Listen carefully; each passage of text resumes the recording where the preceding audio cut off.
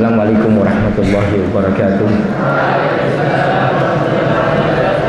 Bismillahirrahmanirrahim. Alhamdulillah alladzi waffaqa man tafaqqaha fid din wa rafa'a sya'nal ulama'i wa a'ta kulli dzi haqqin haqqan. Wassalatu wassalamu ala nabiyir rahmah sayyidina wa qurrati a'yunina nabiyyina Muhammad al-fatih lima ughliq wal khatim lima sabaq nasirul haqqi bil haqq wal hadi ila siratikal mustaqim wa ala alihi wa sahbihi wa man tabi'ahum bi ihsanin ila yaumiddin, amma ba'd. Alhamdulillah, segala puji bagi Allah Subhanahu wa taala yang selalu memperhatikan hambanya dimanapun berada, khususnya di bulan Ramadan. Nafahat, anugerah Allah, kasih sayang Allah diturunkan di malam Ramadan, di hari-hari Ramadan, untuk orang-orang yang hatinya ingin mendapatkan kebaikan di bulan Ramadan. Diberikan kepada orang-orang yang di hatinya ada kerinduan untuk bisa mendapatkan kebaikan. Diberikan kepada orang-orang yang di hatinya ada harapan untuk mendapatkan ampunan dan pembebasan dari api neraka dari Allah Subhanahu wa taala. Semoga kita termasuk orang-orang yang dipilih oleh Allah Subhanahu wa taala untuk mendapatkan kebaikan, untuk mendapatkan ampunan dan pembebasan api neraka dari Allah Subhanahu wa taala di bulan yang agung dan diagungkan oleh Allah Subhanahu wa taala. Kita memasuki 10 akhir bulan Ramadan. Para hamba-hamba Allah di muka bumi ini berusaha untuk mendapatkan malam Lailatul Qadar dengan segala usaha, dengan segala harapan, dengan segala keinginan. Maka Allah Subhanahu wa taala akan memilih hambanya yang diinginkan oleh Allah Subhanahu wa taala untuk mendapatkan kebaikan, untuk mendapatkan kemuliaan malam Lailatul Qadar. May yuridillahu bi khairan yufaqihu fid din. Barang siapa yang menginginkan kebaikan, yufaqihu fid din.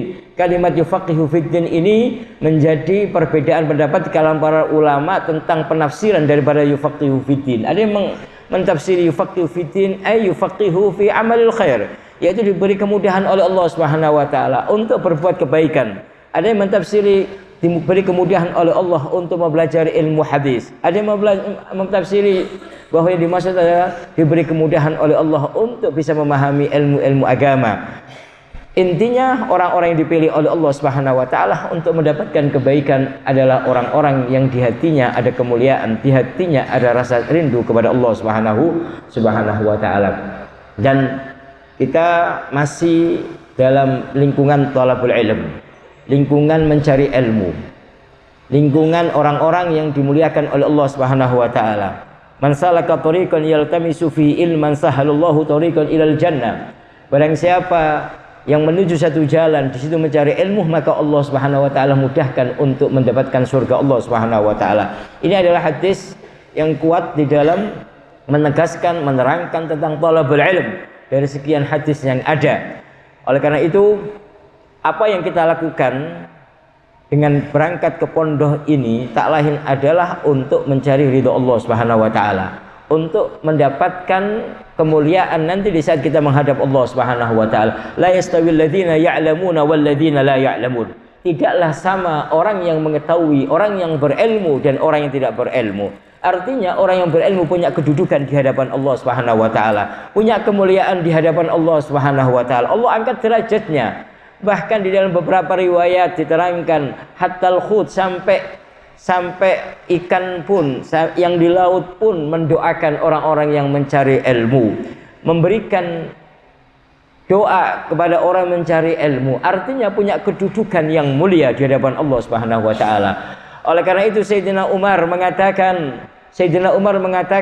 a'in tulabal ilmi walau biqalamin maksur. Bantu orang-orang mencari ilmu meskipun dengan pena yang patah. Artinya apa? Artinya orang yang dekat dengan talibul ilm adalah orang-orang yang dipilih oleh Allah Subhanahu wa taala. Bahkan Allah menanggung rezekinya orang yang mencari ilmu.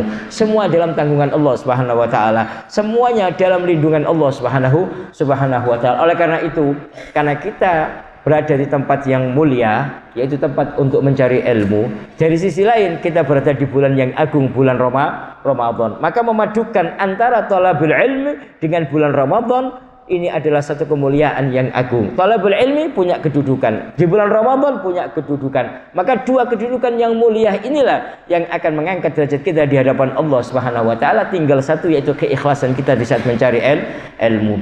Maka dari situ yang dimaksud ilmu di sini adalah al-ilmu alladzi yurisu khasyatullahi Subhanahu wa taala. Imam Malik ditanya tentang ilmu, ma huwal ilm? Apa itu ilmu? Kalau definisi ilmu semua orang tahu. Apa itu? Al-idruk jazim. Pengetahuan yang mengantarkan seseorang pada satu keyakinan. Akan tapi yang dimaksud ilmu di sini bukan itu. Al-ilmu alladzi yurithu khasyatullahi Subhanahu wa ta'ala. Ilmun nurun qadhafallahu ala qulubil ibad, kata Imam Malik. Nurun, cahaya yang mana Allah letakkan ala qulubil ibad, diletakkan pada hati para hambanya, sehingga yurithu khasyatullahi Subhanahu wa ta'ala, akan melahirkan, akan mewariskan takut kepada Allah Subhanahu wa ta'ala. Orang yang mencari ilmu, kemudian dia memahaminya, kemudian dia praktekkan, maka yang ada di hatinya adalah takut kepada Allah Subhanahu wa ta'ala. Sehingga tidak heran seorang yang ahli ibadah, orang yang beribadah didasari dengan ilmu, itu lebih ditakuti oleh Allah daripada 1000 orang yang ahli ibadah. Jadi satu orang ahli ilmu yang beribadah itu ditakuti oleh Allah, ditakuti setan ya, itu. Daripada apa? Daripada 1000 ahli ibadah. Kenapa? Karena orang yang beribadah dengan ilmunya, ya, orang yang beribadah dengan ilmunya itu tidak sembarangan. Orang yang beribadah dengan ilmunya itu apa? Itu akan mewariskan rasa takut dia kepada Allah Subhanahu wa taala, sehingga setan lebih takut daripada 1000 ahli ibadah. Maka dari situ, tapi ilmu yang bagaimana? Ini pertanyaannya. Ilmu yang bagaimana? Ya tadi saya katakan ilmu yang mewariskan takut kepada Allah Subhanahu wa taala. Makanya di saat sebelum sholat takbir Allahu Akbar, di situ ada rasa takut. Itu ilmu yang yurithu khasyatullahi Subhanahu wa taala. Di saat dia masuk masjid, dia takut kepada Allah. Tidak mungkin dia bicara. Kan di hatinya ada rasa takut kepada Allah Subhanahu wa taala. Di saat imam takbir Allahu Akbar, maka makmumnya akan hadir di hati mereka takut kepada Allah Subhanahu wa taala. Karena mendengar Allahu Akbar, Allah Maha Besar, maka tidak ada yang besar dari Allah Subhanahu wa taala. Itu namanya ilmu yurithu khasyatullahi Subhanahu wa taala. Pertanyaannya, apakah ilmu ini ada dalam diri kita atau tidak? Kamu belajar dari hari ke hari, dari bulan ke bulan, apakah mendapatkan makna ini? Hal adraktum ala hadzal makna? Apakah kamu mendapatkan makna ini? Sehingga di dalam masjid tawadhu, takut kepada Allah, bukan ngobrol, bukan bicara. Maka kalau tidak ada makna ini dalam diri kamu, berarti tidak mendapatkan ilmu yang dimaksud oleh para ulama tadi. Sia-sia. Ilmu tidak menghadirkan rasa takut kamu kepada Allah. Seharusnya thalibul ilm itu nggak usah dibangunkan untuk sholat tahajud, dibangunkan untuk sholat jamaah. Kenapa? Di hatinya ada rasa takut kepada Allah, dengan sendirinya dia akan berangkat. Tidak harus disuruh. Mau sholat nggak disuruh, mau jamaah nggak disuruh. Kenapa? Karena ilmunya ini yang akan mengantarkan dia, ilmunya ini akan yang mendidik dia, ilmunya ini yang akan menggerakkan dirinya. Kalau di dalam hati thalibul ilm tidak ada makna ini, berarti ada apa pada diri kamu? Ini adalah menjadi pertanyaan kita. Ini yang harus kita renungi. Kamu akan pulang. Dan di sini dilihat apakah ilmu yang kamu dapatkan di pondok ini menghasilkan makna tadi khasyatullahi Subhanahu wa taala atau tidak. Karena nanti di saat kamu pulang, kamu akan bangun dengan sendirinya. Sholat duhur tidak ada yang membangunkan, yang menyuruh kamu. Sholat asar tidak ada yang menyuruh kamu, tidak ada yang menghukum kamu. Maka disinilah makna ilmu yang tadi saya sampaikan itu, apakah ada pada diri kamu atau tidak. Kalau di pondok nggak sholat, dimarahi, dihukum. Tapi kalau di rumah kamu bebas. Di luar pondok kamu bebas. Nah, di sini kita tahu apakah ilmu yang kita pelajari di pondok ini masuk ke dalam hati kita atau tidak. Kalau nggak masuk, ada apa? Apa kesalahan yang kita lakukan? Apakah ada sesuatu yang salah di dalam diri kamu?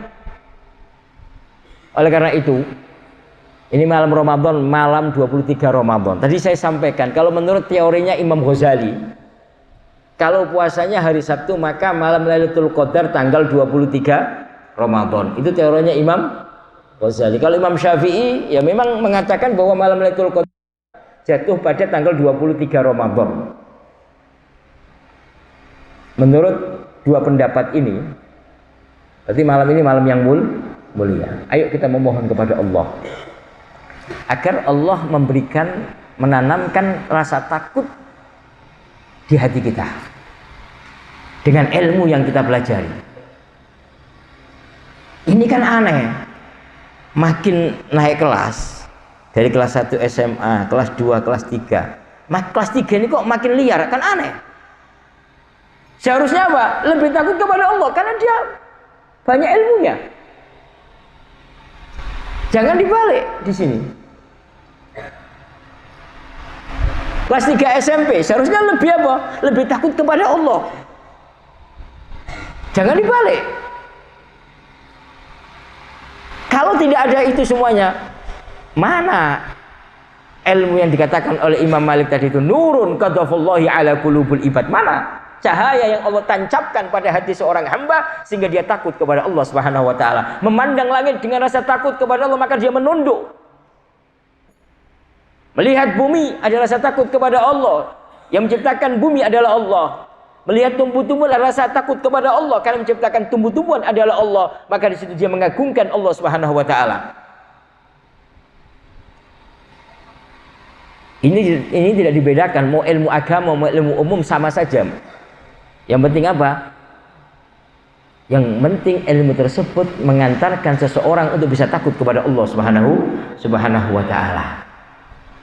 Nah, saya lihat di minggu-minggu ini, bulan-bulan ini dan seterusnya, ini anak-anak ini kalau sholat ini masih ramai terus. Baik sholat taraweh, sholat 5 waktu.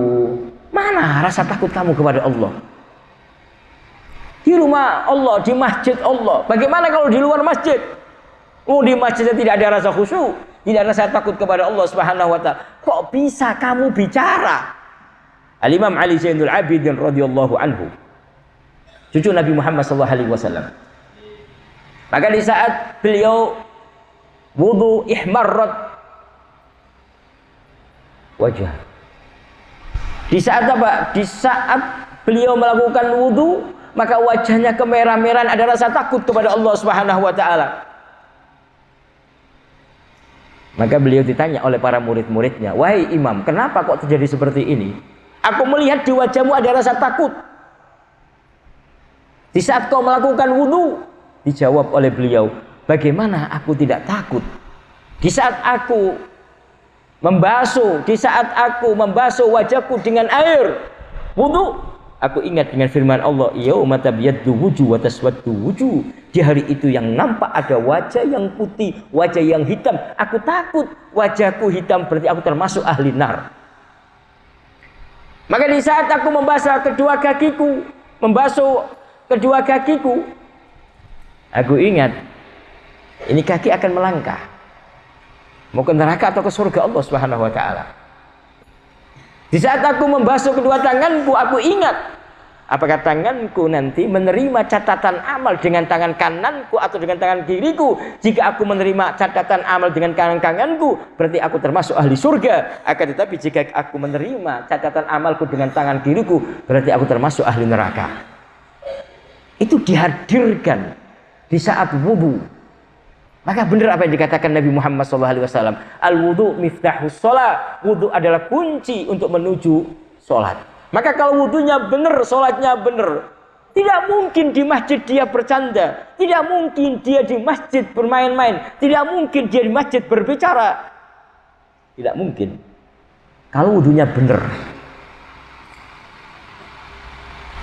Maka salafun saleh radhiyallahu anhum diceritakan ada seorang bapak-bapak kehilangan uang ratusan juta. Maka dia mencari uang ini. Dicari di mana-mana, nggak ketemu. Lalu panggil anaknya, ini saya kehilangan uang 200 juta, ratusan juta hilang. Coba kamu cari. Maka sang anak ini membantu orang tuanya untuk mencari uang tersebut sampai uang itu ketemu, tapi bapaknya ada di masjid. Maka sang anak dengan gembiranya mendapatkan uang ratusan juta yang hilang ini, menghampiri bapaknya ada di masjid, lalu berteriak, "Ya abati, wahai abaku, sungguh aku temukan uang ratusan juta ini." Apakah gembira orang tuanya di saat dipanggil dia ada di masjid? Maka sang bapak marah sekali. "Kamu gak punya adab, wahai anakku. Kamu pergi ke pondok lagi, kamu belajar lagi yang benar. Bagaimana kamu bicara dunia di masjid? Urusan dunia ini, uang ratusan juta hilang ini, kamu bawa ke masjid. Kamu gak punya adab, kamu gak punya tata kerama. Mana ilmu yang kamu pelajari?" Diusir oleh sang ayah tersebut, dimarahi oleh sang bapak tersebut. Bukan senang, karena dia tidak bisa menempatkan tempatnya. Kok bisa di masjid dia membawa urusan dunia? Saya lihat ini di dalam diri kamu ini belum ada makna ini. Nah, kok bisa setiap sholat tertawa-tawa, ngobrol? Di mana rasa takut kamu kepada Allah Subhanahu wa taala? Mana adab kamu, tata kerama kamu di mana? Maka Imam Ali Zainul Abidin di saat takbir Allahu Akbar, maka dia lupa semuanya. Apa yang ada sekiranya lupa. Bahkan diceritakan di saat beliau takbir Allahu Akbar, kemudian ada teriak di luar, "Wahai imam, kebakaran, kebakaran." Beliau punya ratusan toko di pasar, semuanya terbakar oleh api, sehingga para pengikutnya, para anak buahnya, para muridnya berteriak, "Wahai imam, al-harik, al-harik, kebakaran, kebakaran." Beliau tetap Allahu Akbar, tidak sadar, terus sampai selesai. Lalu membaca wirid, sholat sunnah sampai selesai. Maka setelah selesai apa? Sang jamaah berkata, "Wahai imam, aku berteriak lama tentang kebakaran ini, tapi kau tidak menoleh sedikit pun." Apa jawabannya? "Al-hadni naru jahannam an-nari dunya." Sungguh api neraka jahannam melupakan aku tentang api dunia. Coba, ini di saat sholat di masjid, aku nggak ada yang bicara tentang dunia itu, nggak ada yang tertawa-tawa. Aib, sesuatu yang jelek sekali, sesuatu yang tidak bagus sekali. Apalagi santri yang belajar ilmu agama. "Wa may yu'azzim sya'airallahi fa innaha min taqwal qulub." Wa may yu'azzim, barang siapa mengagungkan syiar-syiar Allah, maka itu adalah bagian daripada ketakwaan hati seorang hamba kepada Allah. Ahli tafsir, para ulama mentafsiri, di antara syiar-syiar Allah adalah masjid Allah Subhanahu wa taala. Maka di saat kamu mengagungkan rumah Allah, berarti ada ketakwaan di hati kamu kepada Allah Subhanahu wa taala. Ini makna harus kita hadirkan dimanapun kita berada. Saya sering menasihatin kamu, Ustadz Fatah menasihatkan kamu, setiap hari jangan bicara, jangan bicara, jangan bicara. Kayak kamu main-main. Ini rumah Allah, nggak bisa dibuat main-main.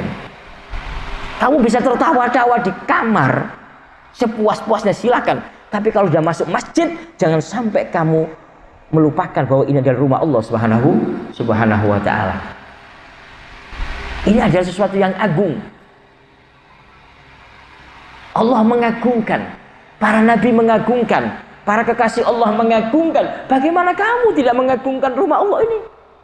Maka sampai diterangkan kalau membawa kotoran dari masjid dibersihin dapat pahala dari Allah Subhanahu wa taala. Hanya kotoran kecil diambilin, itu aja mendapatkan pahala dari Allah Subhanahu wa taala. Apalagi memperhatikan masjid, apalagi menjaga adab masjid. Maka perlu nanti ada pendidikan tentang adab masjid. Harus ditulis nanti itu. Ustadz Fatah ditulis tentang adab di masjid. masuk doa masjid, di saat keluar dari masjid ada doanya, di saat masuk masjid ada doanya. Sunnah-sunnah di masjid itu apa saja? Ini santri harus paham tentang adab masjid, tentang ilmu berkaitan dengan masjid. Ini tugas kepada bagian masjid ini, tarbiyah. Ustaz Fatah ditulis yang besar depan masjid itu. Ini adab masuk masjid. Apa yang harus dilakukan? Dan ini bukan main-main. Kamu duduk sekarang ini niat iktikaf itu dapat pahala. Kamu nggak ngapa-ngapain, hanya duduk saja di masjid dapat pahala. Allah sendiri yang memberikan pahala itu sendiri melalui lisan Nabi Muhammad SAW. Sehingga muncul ada hukum iktikaf, ahkamul iktikaf, hukum-hukum iktikaf di masjid. Siapa yang membuat hukum iktikaf itu? Allah di masjid. Kalau kamu iktikaf di rumah nggak dapat pahala, tapi kalau iktikaf duduk saja di masjid sambil tidur ngantuk itu dapat pahala dari Allah Subhanahu Wa Taala. Apalagi berzikir kepada Allah. Anda nggak ada rasa malu kepada Nabi Muhammad SAW.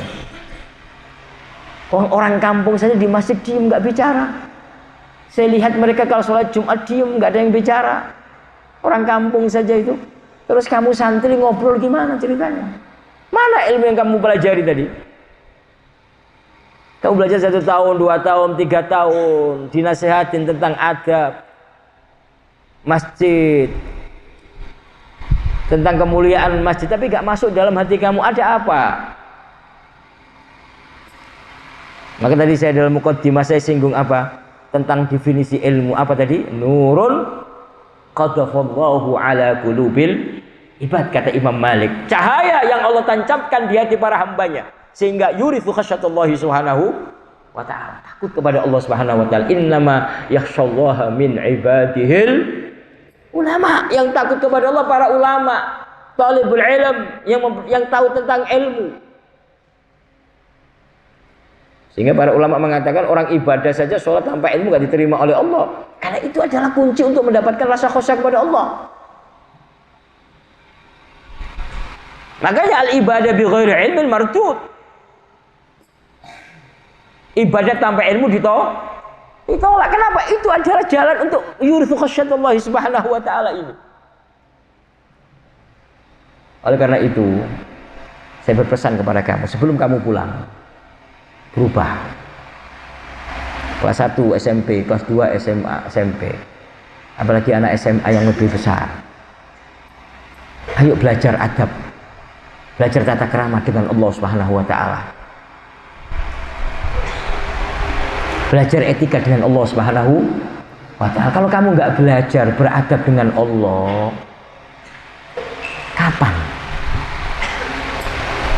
Ini adalah inti pelajaran akhlak. Inti pelajaran di pondok pesantren adalah pendidikan karakter, akhlak dengan Allah, akhlak dengan manusia. Akhlak dengan Allah, bagaimana adab masuk masjid.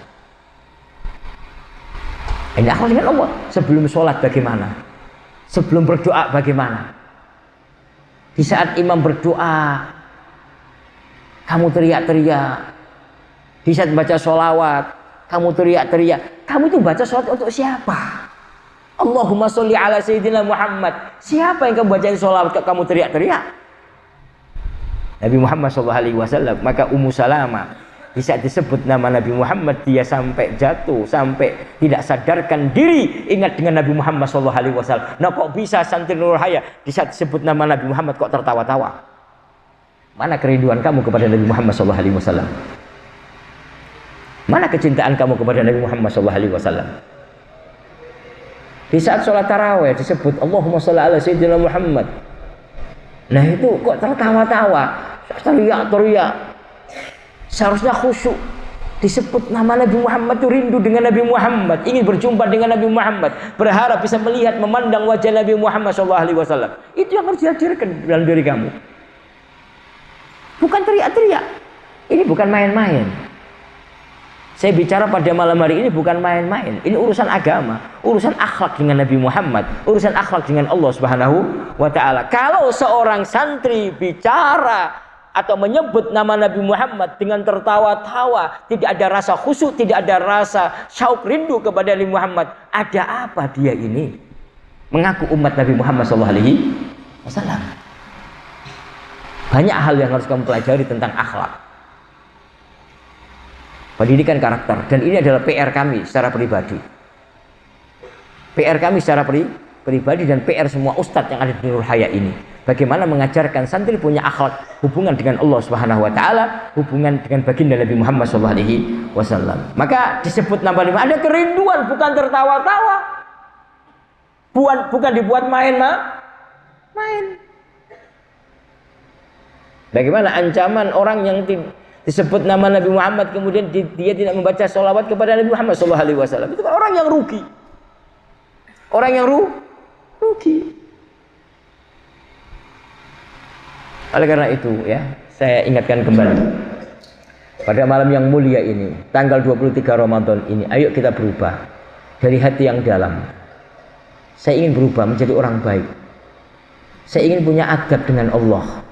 Saya ini harus punya adab dengan Nabi Muhammad SAW. Setelah itu adab dengan manusia. Kamu akan pulang ke rumah kamu. Bagaimana adab kamu dengan orang tua kamu? Dipraktekkan.